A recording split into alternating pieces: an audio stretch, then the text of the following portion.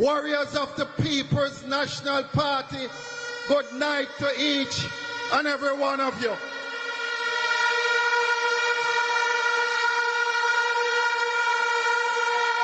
So, last week in Sam Sharp Square, the mayor of St. James said, under the PNP in 2016, you could, if you buy patty, where the minimum wage is, you could get 30.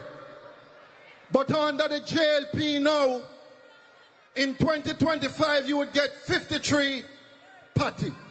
That's what I'm saying. But because this party government is coming to an end this Wednesday, I bring 53 party for him. I bring 53 party for him. Because come this Wednesday, this government comes to an end.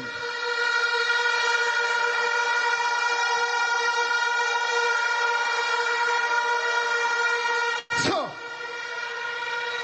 I go and say to the mayor of Montego Bay, and I go and say to every labourite, I go and start with him, for him, name him 53 party, come this Wednesday morning.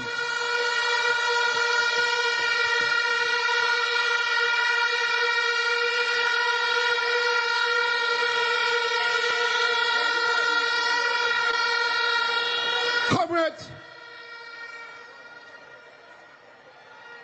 for the past couple of weeks I've been going across the country. And I've been speaking about the high cost of living that each and every Jamaican face. I've been speaking about it. But I'm not a lawyer. But after you go to court, you have a thing where they call them closing argument. So I'm going to give you the closing argument tonight and also take you down memory lane. In 2016, a hard-work bread cost $288.50.